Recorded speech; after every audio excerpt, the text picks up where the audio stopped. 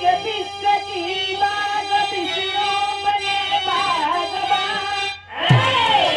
हर कली हर चमन में समाए।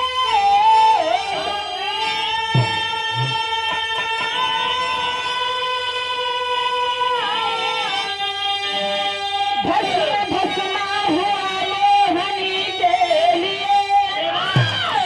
बाबा भोले को पागल बनाए।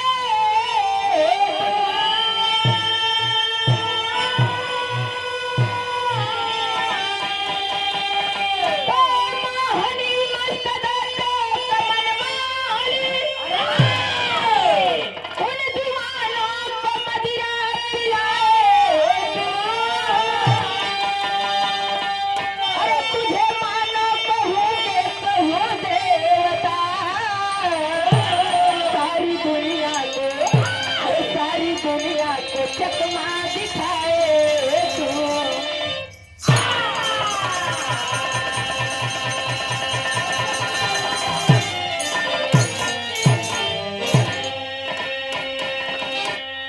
ए बाबूजी, भगवान श्री हरि विष्णु की रचल ई दुनिया, ये सृष्टि जिसमें हम सब अपने जीवन को जी रहे हैं, बिता रहे हैं बाबूजी। लेकिन कभा कभा भगवानों के मन में ये हो था कि चला धरती पर भ्रमण करी आई। गजल में भाव मिला, गुरु जी कहना पड़ा।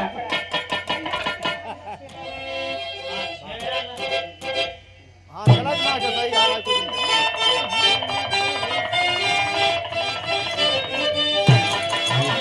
इरादे लाख होते हैं, इरादे लाख होते हैं, मगर सब टूट जाते हैं। इरादे लाख होते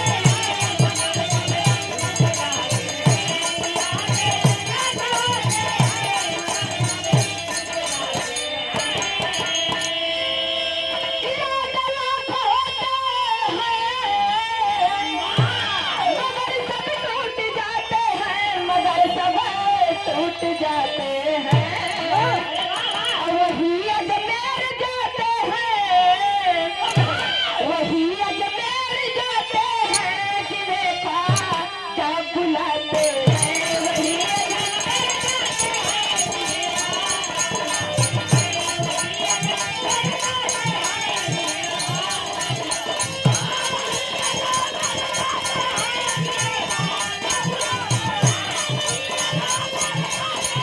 दिया भैया सबसे दिया दिया।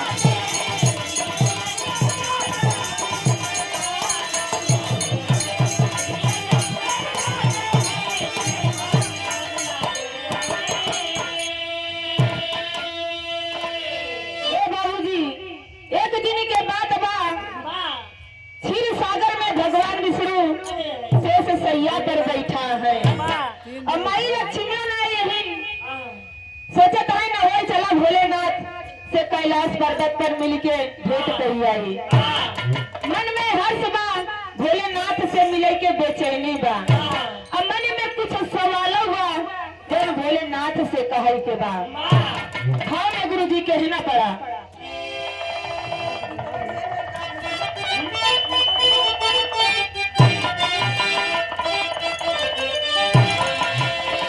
कि छोड़ दी शेष सैया को,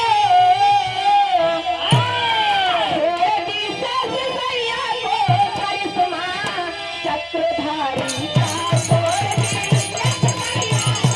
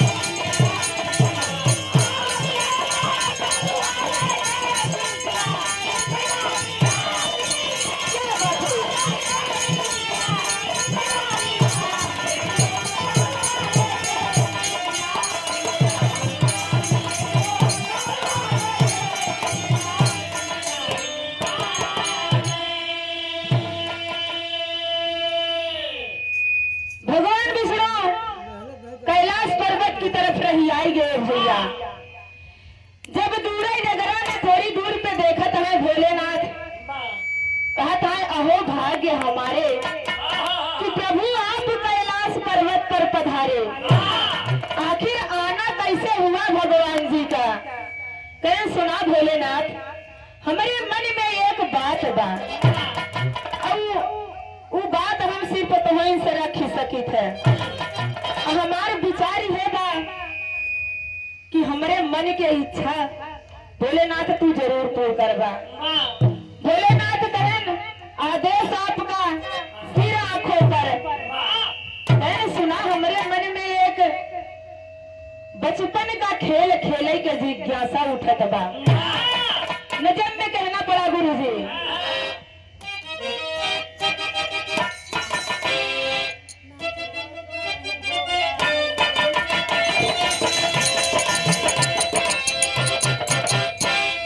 ना जाने काहे भोला लड़का ही याद आई।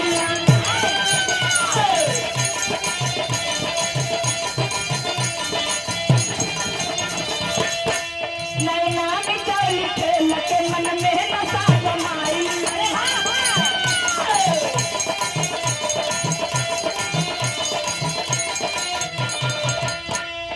शंभु कहीं छिप जा हम जोड़ी के लिए गए।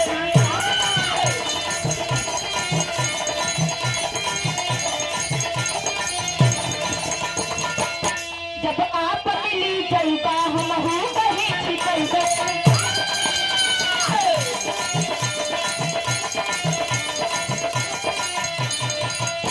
पहले छिपी की भोला बिसरो सवाल पहले।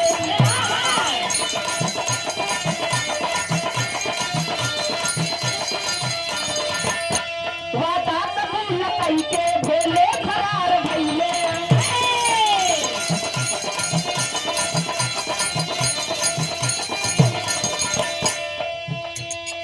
भैया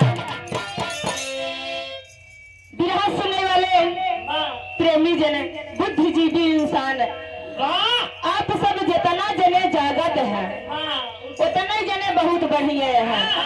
कम से कम हमारे सभी का गीत संगीत सुनत है। कहानी पर आप सब गौर करें। भगवान भोलेनाथ कहा थी, ये प्रभु जब आप कैलाश पर्वत पे आइन गए हैं तो चला तेरे मन के बात हम जरूर पूर्ण करब।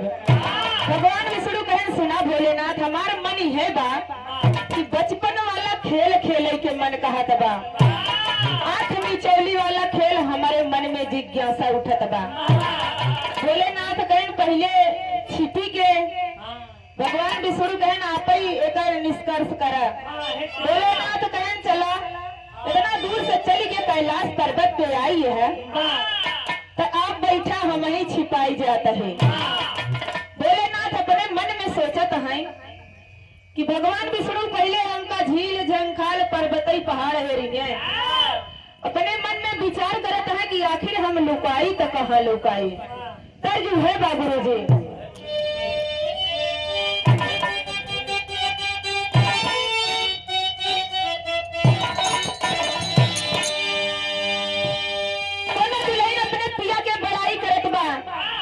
कहत बा कैसे कि साहेब बीनती कुली, साहेब बीनती कुली, अरे सोना वाली लार हो साहेब बीनती कुली।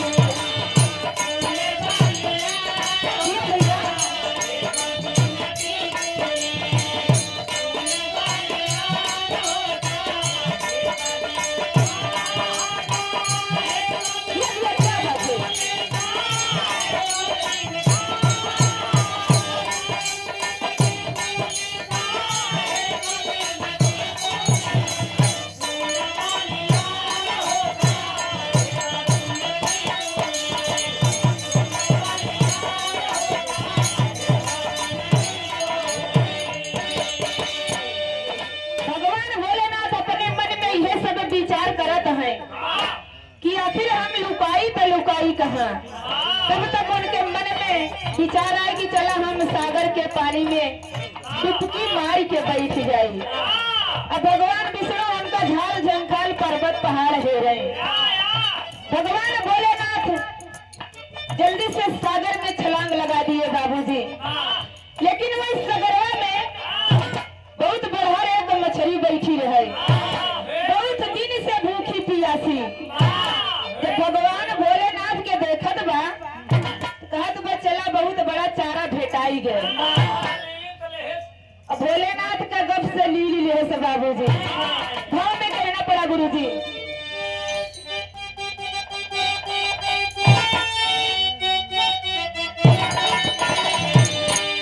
अरे सगरवा के माछारी, सगरवा के माछारी, अलीली गईले शिव के सगरवा के माछारी।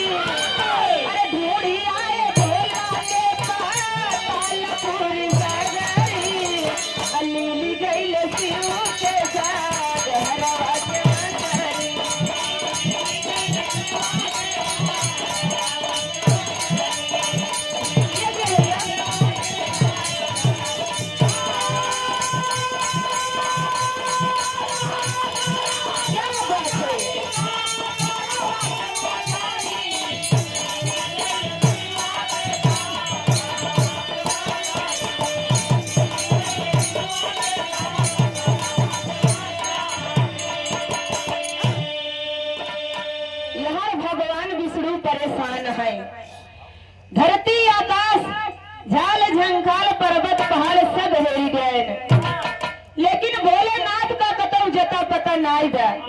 भगवान विष्णु गजब परेशानी में पड़े, सोचता है कि आखिर भोलेनाथ छिपाने तो कहाँ छिपाने। अरे हम जहाँ तक हमारी जानकारी रही सब जगह हेरी गए। तब तक भगवान के मन में विचार आवा था कि अबे एक जगह बाकी बा, सागर का पानी। उनके मन में विचार आएगा, तेरी में भाव मिला गुरुजी कहना पड़ा।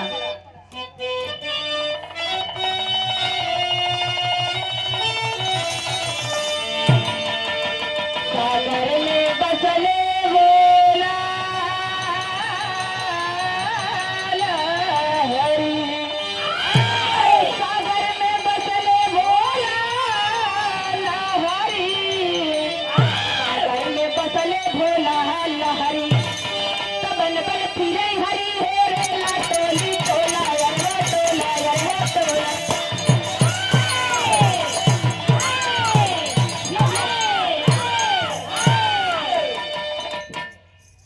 भगवान विष्णु कहे न कि जान गए अपन विशाल काया भगवान विष्णु बनाए न बाबूजी।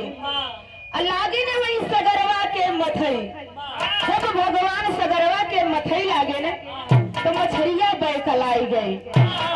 भगवान भोलेनाथ के भक्त से उगिल दे इस पेटे में से। आगे कवि की लेखनी कहती है क्या, तर्ज में कहना पड़ा गुरुजी।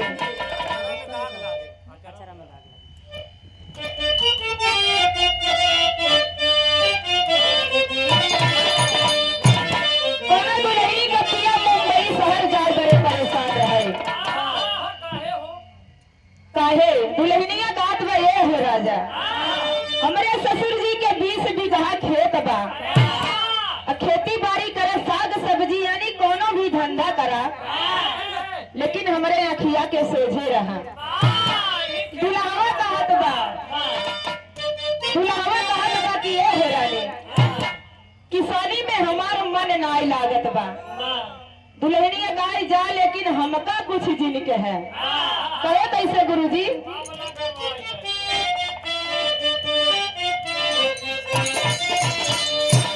अरे अचरा में गला गिला गिलो लचना, अचरा में गला गिला गिलो लचना, जन जति देशवा कमाई गर सजना। ये भैया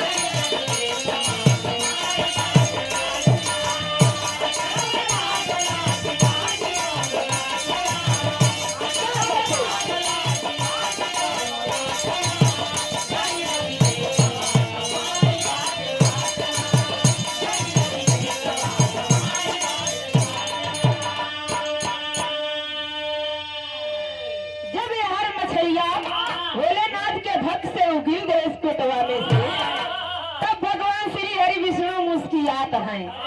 भाव में कहना पड़ा गुरुजी।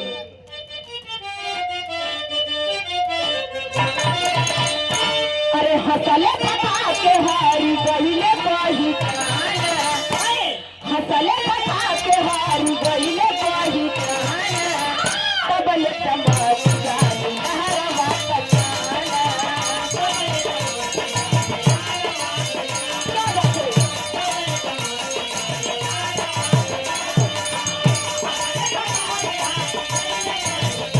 ये भैया धीरे धीरे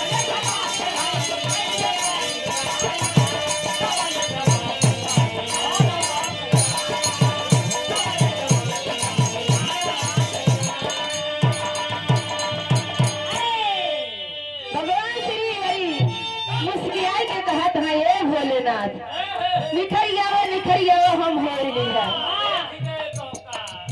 यानी देख गए तो कब मिल गए, आओ बहरे निखर आओ बोमे जी बैठा। भगवान भोलेनाथ मुस्कियाई के बहरे निखर जाए। कहना पड़ा गुरु जी।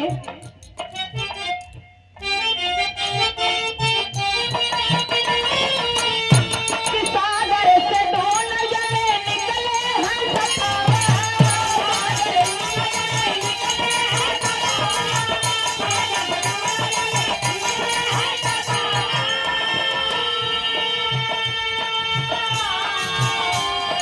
कि कहे चल के आँखी मुना भैया दोनों हथवा।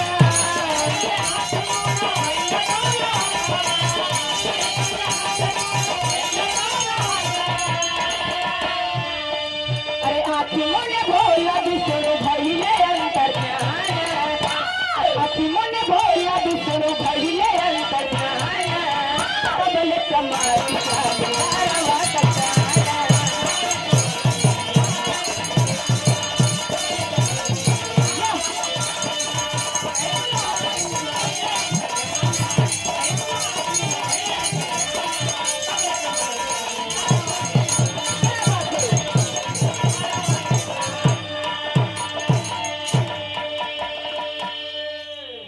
सागर से दोनों जने निकल के बाहर आए बाबूजी।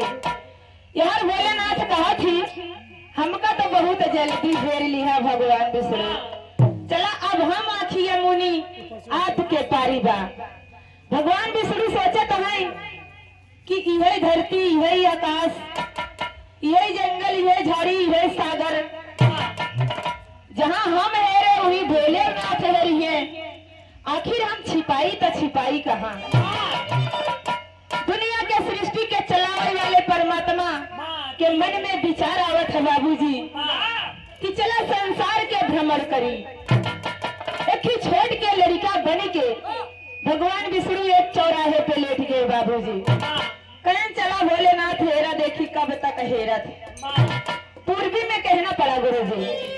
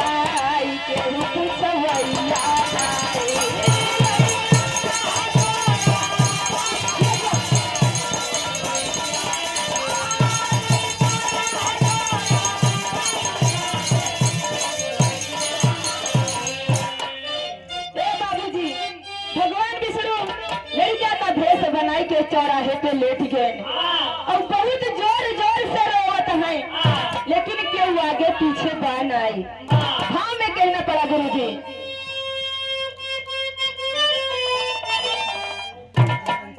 अंतर में कहना पड़ा गुरुजी।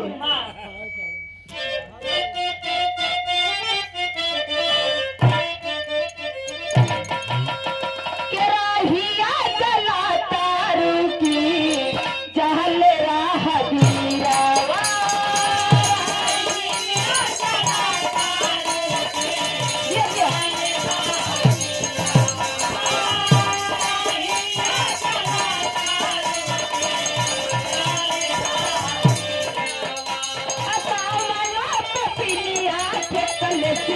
राहिया में हीरावा।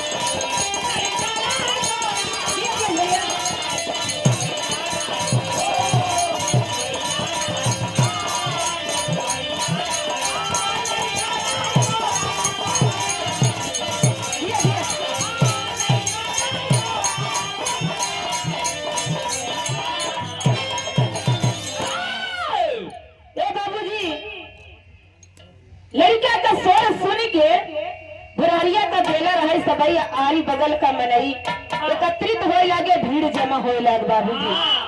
सबके मन में यही एक बात बा कि जरूर लड़का अवैध के बाद, यानी कोनो हरामजादी कमीनी औरत लड़का के अपने हिया छोड़ के चली गई। यही सबके मन में विचार बा। तब तक एक डोली अपने नैहरे से विदा हुई कि अपने ससुराल जात रहे बाबूजी। डोलिया में बैठी दुल्हनिया उहो देखत बा कि आखिर ये भीड़ कैसन, यह चौराहे पे और लड़का का आवाज कैसन जो है बाबूजी। दिया दिया गुरुजी दिया।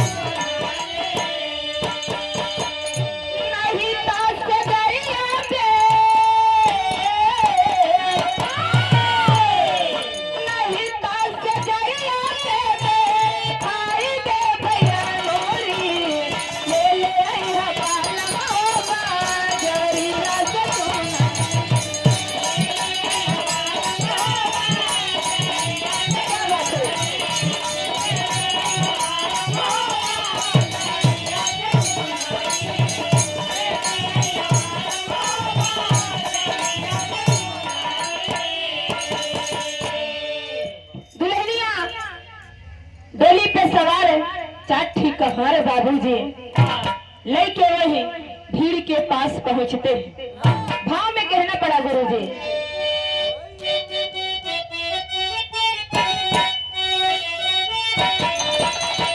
आई गई मीतावता आर लइके डोलिया।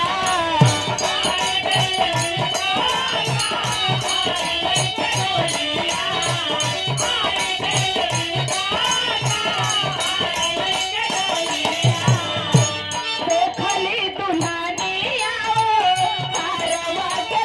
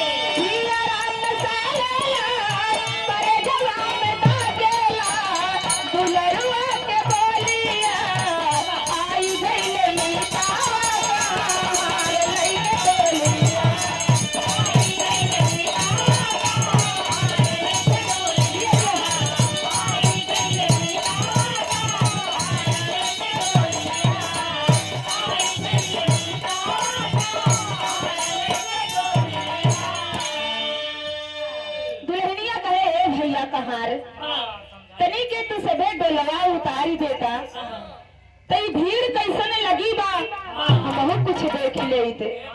कहार लोग डोला का उतार देते हैं बाबूजी और दुल्हनिया हुए डोली का पर्दा हटाई के देखत बा तो वही लड़का के आवाज हुए मनई के भीड़। दुल्हनिया सोचत बा कि जरूर कोनो हरामजादी कैसन का करेजा रहा तहार कितनी कसाई महतारी रही जो न लड़का के अपने बीच चौराहे पे छोड़ के चली गई। जैसे ये सब जानत रहे दुल्हनिया के मन में यह शंका बा। तब तक ऊपर से भगवान मुनिवर नारद जी अपन बीड़ा बजावत तेरा तो चलावत है और भिड़िया देखत है वो डोला देखत है उन्हों अपन नीचे उतर गए। कर्ज वही मिला गुरुजी।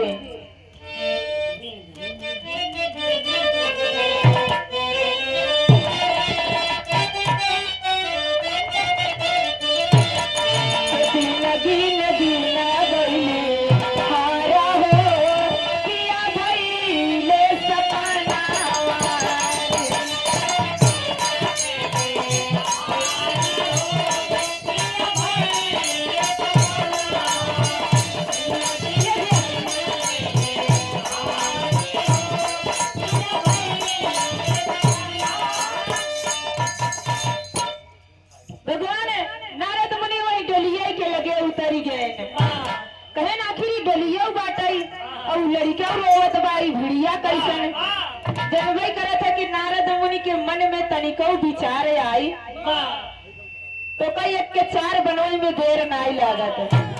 भाव में कहना पड़ा गुरु जी।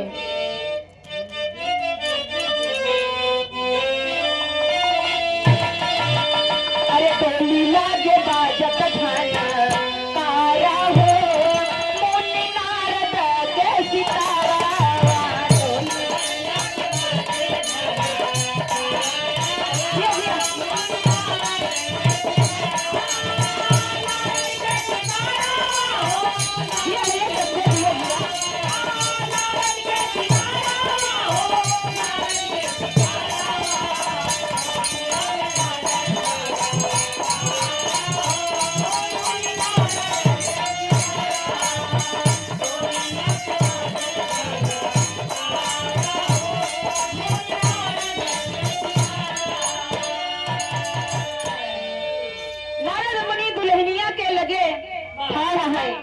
और कहा है ये बिटिया इतना बड़ी समस्या का जवन हमरे मन में जिज्ञासा बा का वही तोरे मन में विचार उठत बा। दुल्हनिया कहे बाबा बतिया तो सत्य बा। तब बाबा दुल्हनिया के समझावत है।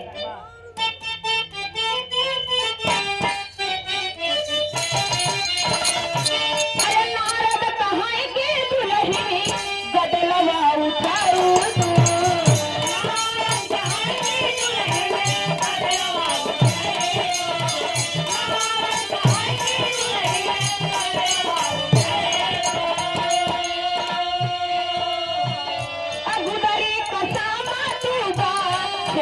सुख पाइबो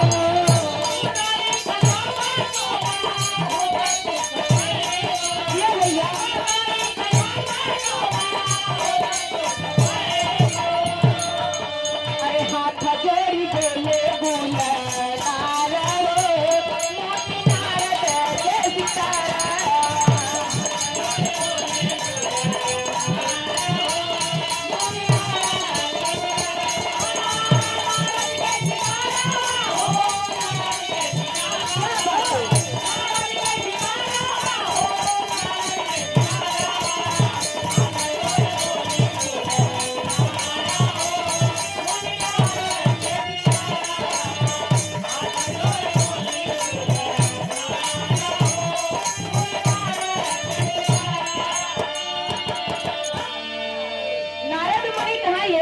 अगर ये लड़का तू उठाई ले तो जना दुनिया में तुलसी बड़ा मनई के उबान है।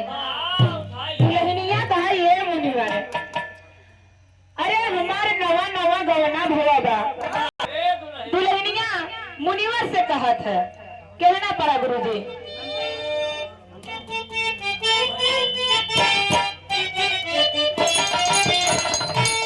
अरे पाती हम लाचार बाबा, जात ही गवानावा।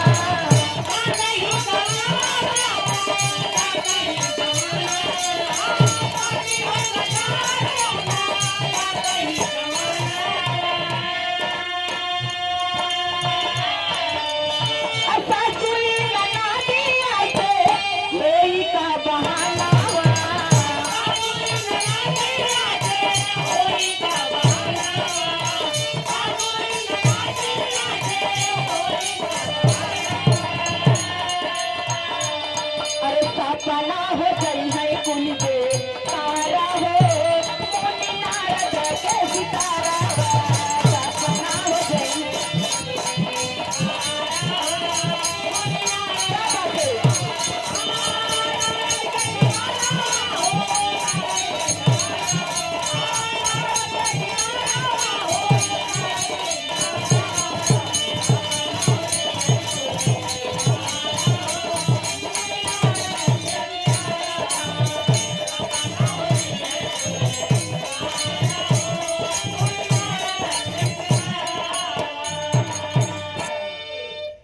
दुल्हनिया कहे बतिया तो ठीक है कहा था महाराज, लेकिन हमारे नवा नवा गौना बा, हम अपने ससुरे जाते हैं।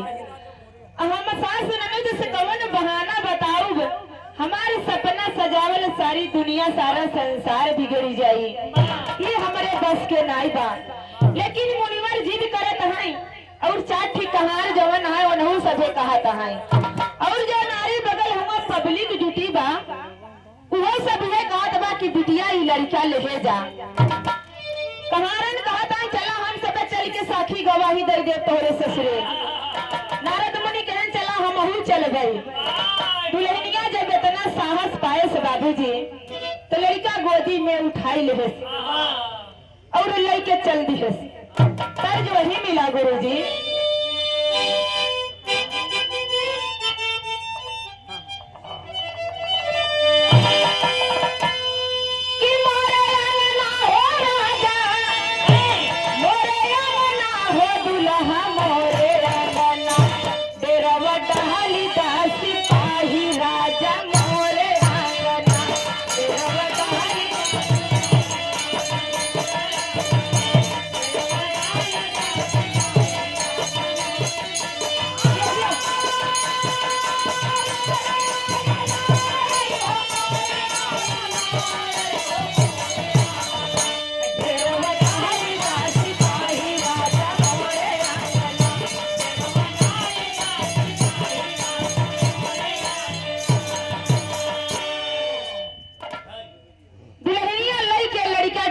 बैठ गए बाबूजी और अपने ससुराल की तरफ रही आई गए।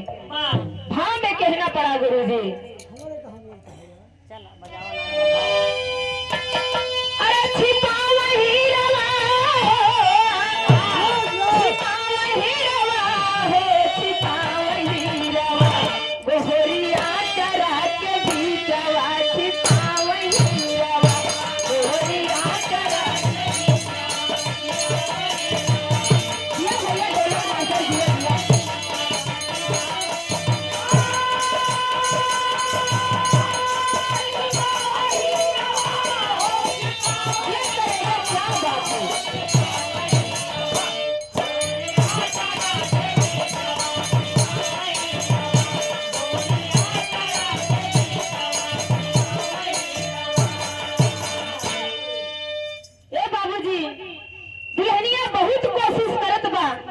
लेकिन लड़का चुप मारे के नाम नाई लेत बा। लड़का बहुत जोर जोर से रोवत बा। दुल्हनिया सोचत बा कि आखिर हम कौन उपाय करी। हाँ भैया सही बात बा। जौनी की दुल्हनिया लड़का लाई के जात बा, जौनी की ओकर डोला जात बा बाबूजी। दू चार ठी घर छोलिन घास छोलत है। कहते हैं हाय हाय रे इनका तनी के देख ले, इनके दीदा में डेर ना आई है। नहीं हरन से लई के लड़का खिलावत जाते हैं, ससुरे में कौन इज्जत हो रे इनका। दुल्हनिया एकदम परेशान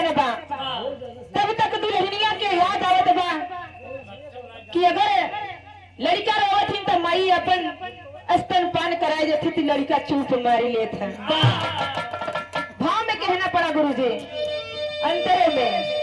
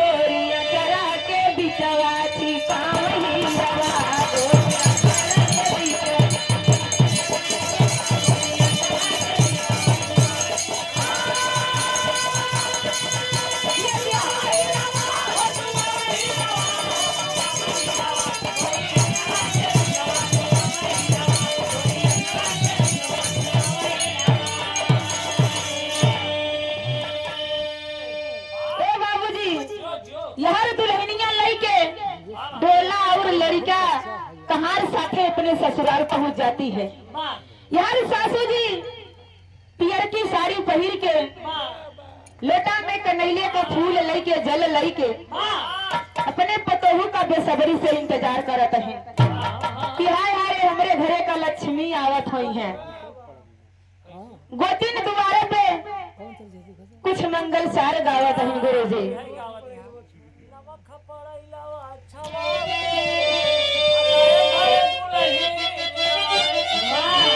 अरे नवा खपड़ाई लवा छवाले, अरे नए घरे दुल्हन आवे, मीठा मीठा भतवा बनावे, अरे नए घरे दुल्हन आवे। ए बाबूजी सारी रीति रिवाज के साथ दुल्हनिया के कोहबर में ले गए। दुल्हनिया जब कोहबरे में बैठ गई तो ओकर जियरा वही डोली पे लगा बा कि हाय रे हमारे मुन्ना कैसे हुई है। दुल्हनिया के ससुरे में एक खियोकर ननद रहे।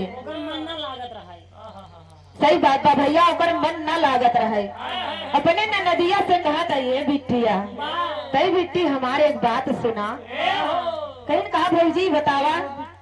कहीं बिट्टी डोलिया में हमार कोनो सामान छूट गया बा। नदिया सोचत बा हमारे भौजी के लागत बा बेगिया पैसवा वाली छूट गई। कहीं ठीक है भौजी हम जात ही लेके आऊब। नदिया जब डोला के पर्दा हटावत बा तो लड़का किलकारी मार के खेलत बा। देख के ओकर दिमाग एकदम गड़बड़ात बा, जोर से आवाज लगात बा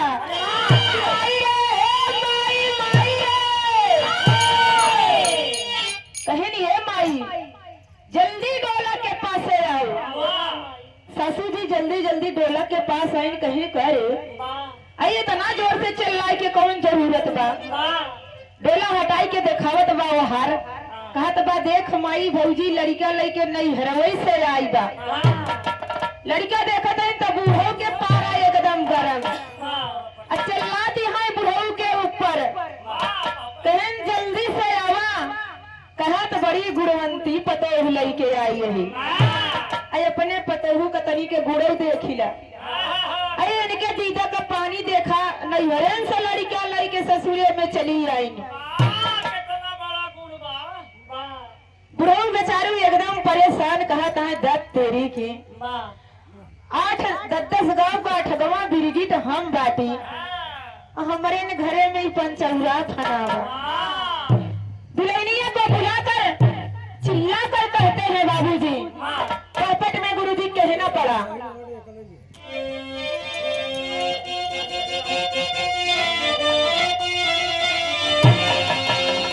कि अरे ससुर बेचारू कैलट कलम मौरिया गोरिया गवने कहे। अरे ससुर बेचारू कैलट कलम मौरिया गोरिया गवने कहे। अब फेर के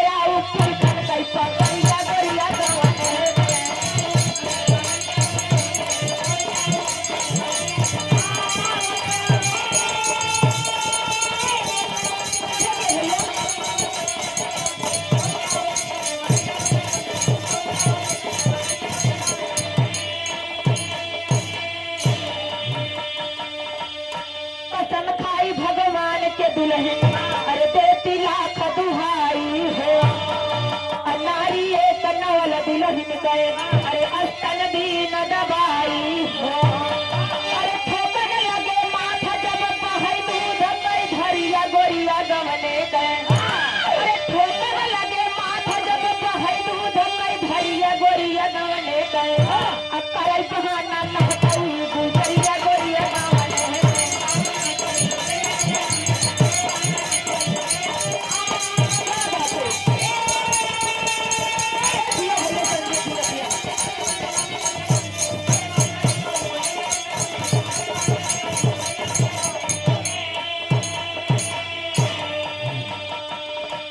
बहन धर तेरी दुल्हनी की, चल निकल घर से बाहर, अरे अपन लड़का बच्चा लेके जा रही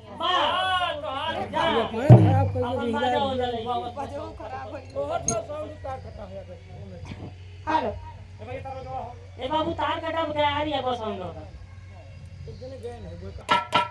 दुल्हनिया के सास और नकर ननद बाल पकड़ के बाहर घसीट लाती हैं बाबूजी, और ससुर जी कहा थी करे अपने नैहरे का तो तेरे मान सम्मान गायब करें रहे, अब हमारा इतना बड़ा मान सम्मान में चर्म नहीं में हमारी इज्जत बा, हमारे पगड़ी डुबाई दे। दुल्हनिया कहा बा ये पिताजी एक माई बाप बिटिया छोड़त था तो एक माई बाप के हासिल होती। दुल्हनिया हाथ जोड़ के कहत बा कि लड़का हमारे ना हो बाबूजी, ये लड़का चौराहे पे रहन उहे हमहू एक लड़का का उठाई लिया है, हम कहे ठीक है केहू का आसरा सहारा मिल जाए तो यहो अपन जीवन यापन करी, लेकिन अगर बात के मानत नहीं बा, और ये गोतिनीन में खड़ी एक औरत बाबूजी कहा तो रुका भाई हम दूध का दूध और पानी का पानी कह दे था, गाय के दुल्हनिया का स्तन दबाई दे था बाबूजी, और दूध भगवान की कृपा देखा दूध की धार बह जाती है। सब कहा थी महाकुलक्षणी औरत बहुत झूठ बोलत बा, सासू ननद का आतंक बाबूजी दुल्हनिया के ऊपर हावी होता है। आल्हे में प्रमाण मिला गुरुजी,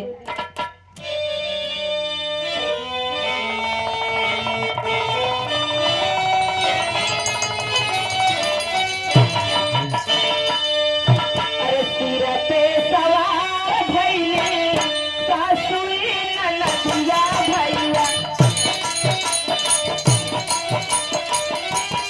अरे धक्का मारी घरवा से बिहले गइया,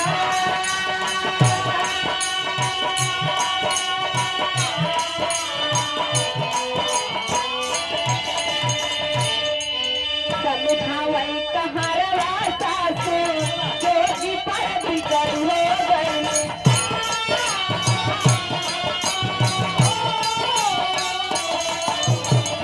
कहीं के तोहरे गुदारी में अगिया हो लगा,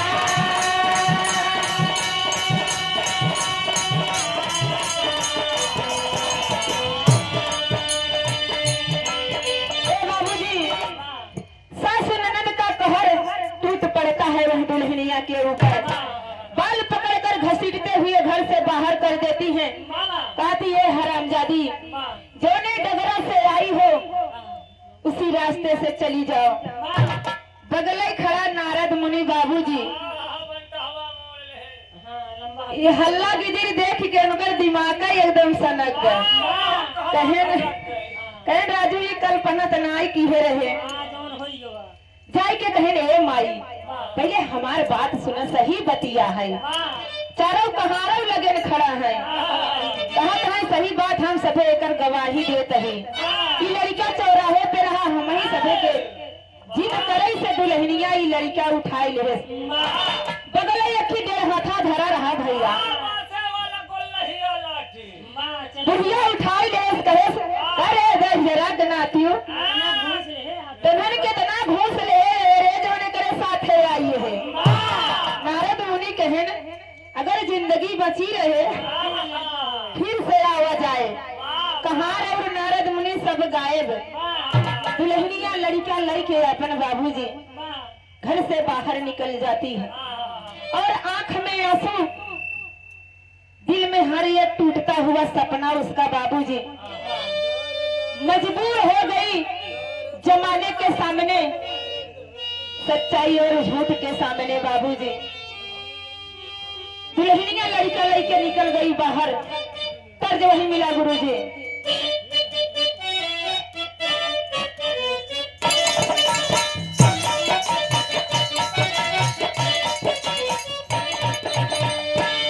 अपने लल्ला के लड़के कहाँ जाई जाई हो अपने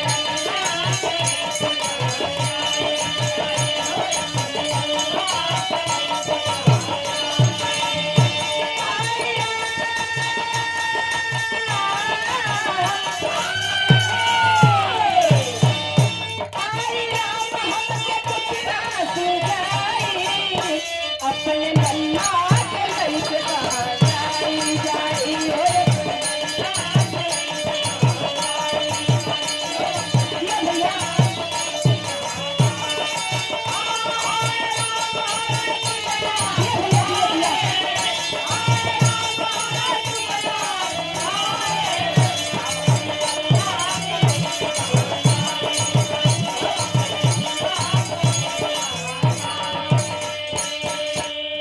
पियावा चरण धई के दुल्हा चरण धई के रोवली दुल्हनिया बिगड़ल नातिया भाव हमारे चलनिया बिगड़ल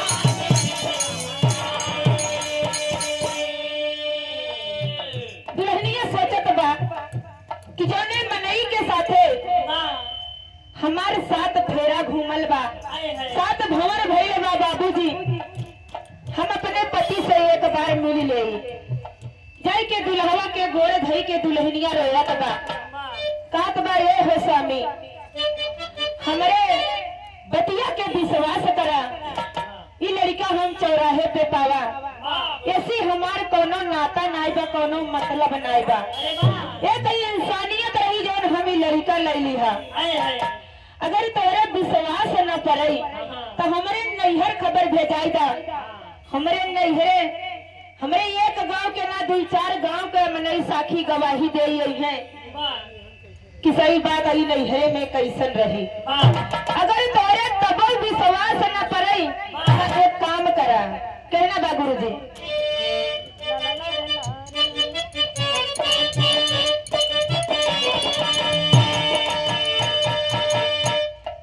कि बलकी देता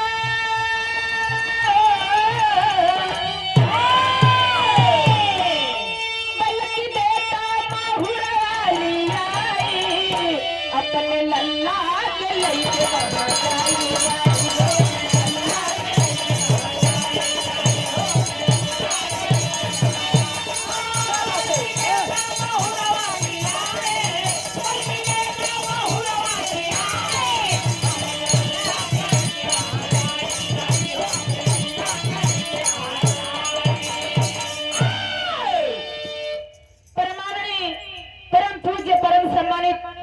विरहा जगत की महान हस्ती आप गुरु राम आश्रय खलीफा जी कटौता की 5 सरजमी से चल कर आए, इस महफिल में 4 चांद लगाते हुए आज पे कर कन्या द्वारा 51 रुपए का महान पुरस्कार सदा माई भगवती का कृपा आशीर्वाद बना रहा है और हमारे सभी पे आपका प्यार दुलार बना रहा है।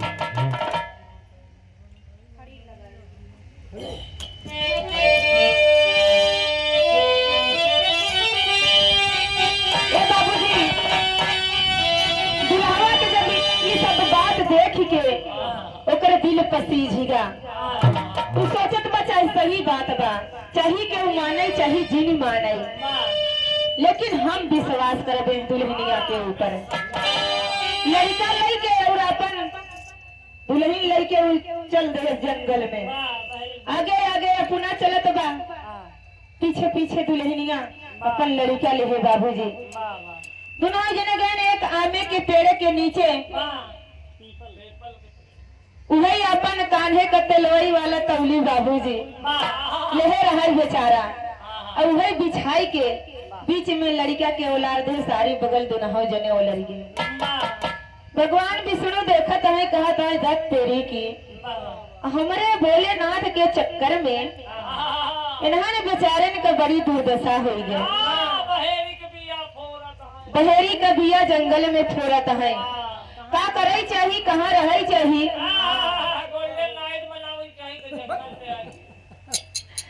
भगवान श्री हरि विष्णु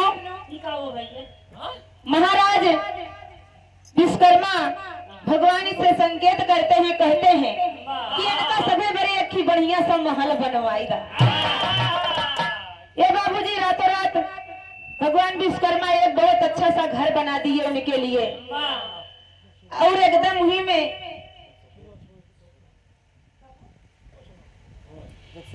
जब सुबह सोकर उठते हैं तो देखा थी कि इतना बड़ा महल कि करे घरे में हम सब आई गए। आकाशवाणी होती है कि भैया ही तो हो रही सभे के घर बा, और इस तरह खड़ी धुन में कहना पड़ा गुरुजी।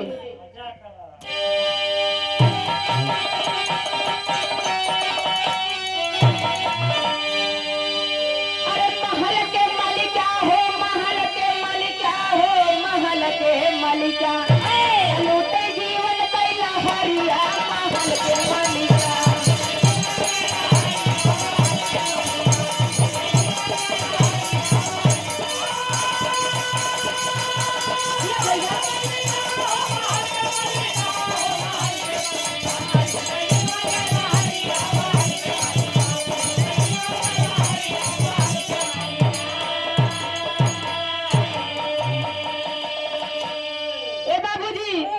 यार भगवान विष्णु 10 वर्ष के हो गए, और जब 10 वर्ष के हो गए तो गुरुकुल में शिक्षा दीक्षा ले लगे। एक दिन के बाद रहा पटरी घेर रावत भगवान विष्णु झोला ले घरे रावत रहे। अब भगवान बोले ना डगरे में भेटाई गए, कहे रुका रुका ये महाराज रुक गया, कहे हम पहचान लिए तो का। भगवान मुस्कियाता है, कहा दत्त तोहार का ही भोलेनाथ, अरे 10 साल लगाए जो राजू हम कहे रही में, कहे ना हमका का पता कि तू पढ़ाई जाता है, दुनिया का पढ़ावे वाला जब खुद ही पढ़ल दिखत है तो हम कहा है रहे। कहे ना अच्छा चला, अब चला मिलिन गवा है तो चला अपने अपने स्थान चली। कहे सुना चले तो का अपने हम माई बाबू से भेंट कराई दी। भगवान भोलेनाथ फिर रुक गए, कहे न का हो दुनिया का माई बाप तू तो हरे कहिए से माई बाप हो गए। कहे चला लिया गए अपने महतारी के गोड़ धरत है, कहत है माई हम आई गए, लेकिन भोलेनाथ कहता है सुना माई ये तोहार बेटवा न हो, ये भगवान श्री हरि विष्णु है, हम भोलेनाथ है। महतारी उनकर कहा थी सुना चाहे विष्णु है चाहे भोलेनाथ है, हमसी ना मतलब हम जाई न देवे, हमार बेटवा है बस हम ही जानी थे। तब भगवान अपने असली रूप में आई गए और कहे कि सुना जब तू अनुसुईया माई के रूप में अबू जन्म लेबू यही धरती पे तो हम सब 3 तीर्थियों मिल के दर्शन देव। जब भगवान के देखा था कि साक्षात हमरे द्वारे परमात्मा के दर्शन भा, तब दोनों पति पत्नी एकदम भाव विभोर भगवान के चरणों में कहे गुरुजी अंतिम भाव में,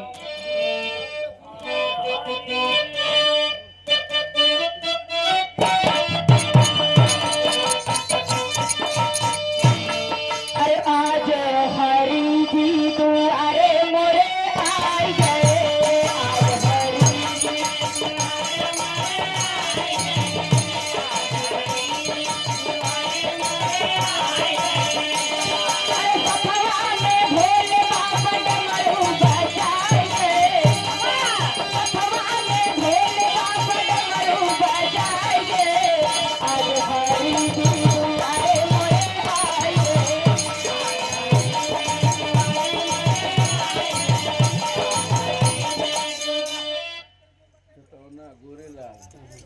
लड़के का फूफा। इस भाव को समझते हुए अच्छा एक बात हो जाती है। दूल्हे राजा के पूज्य फूफा जी आदरणीय आप गोरेलाल यादव जी छतौना की पावन सरजमी दूल्हे राजा के बारात में शामिल हुए। बड़े हर्षवर्धन खुशी के साथ फरमाइश बा कि राजा हो तो वही कैसे मनाई। आपके कर्तव्य द्वारा 51 रुपए का महान पुरस्कार सदा माई भगवती के कृपा कन्हैया का आशीर्वाद बना रहा यदुवंशी समाजन पर और दिन दूनी समाज में तरक्की करें का मनाई है बा कहना पड़ा गुरु जी।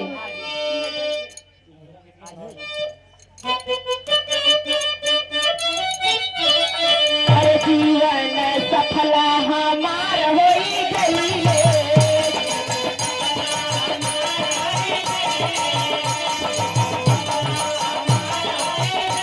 अरे हमारे ही अरवा में घरवा बनाएंगे हमारे ही अरवा में घरवा बनाएंगे आज रवि दुआरे मोरे आएंगे।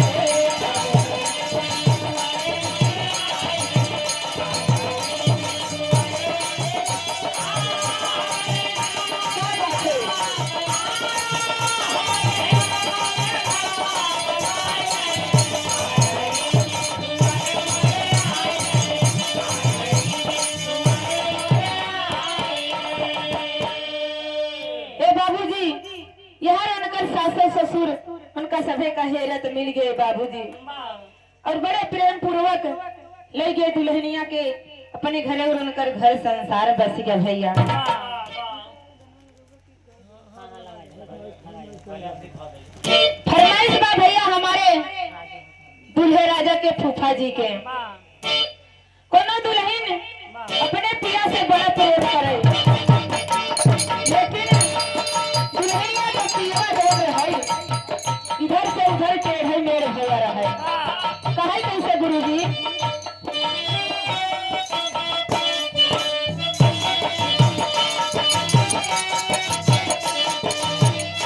राजा हो तो है कैसे मनाई राजा हो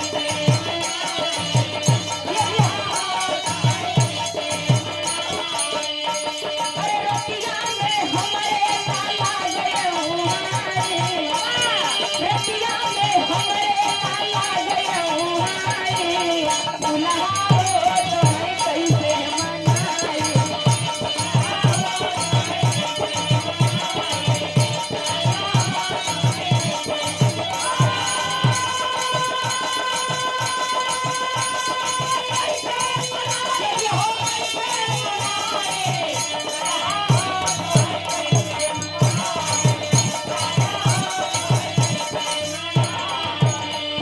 अरे बीता वाला पनवाता आई गई जवानी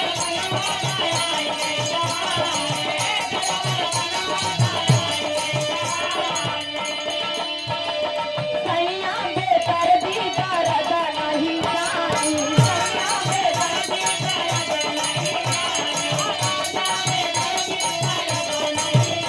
अरे रही रही के हीरा में मदना सताई रही रही के हीरा में मदना सताई राजा हो तो है कैसे मनाई।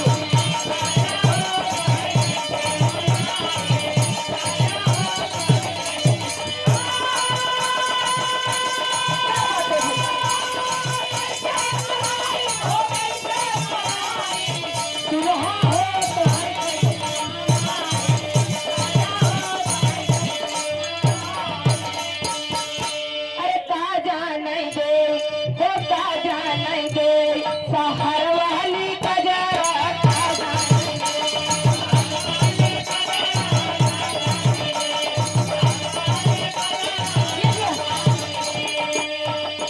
आन के बलमुआ का पेड़ा मिठाई आन के बलमुआ का पेड़ा मिठाई आन के बलमुआ का पेड़ा मिठाई अरे अपने बलम का भी गाय दी गजरा का जाने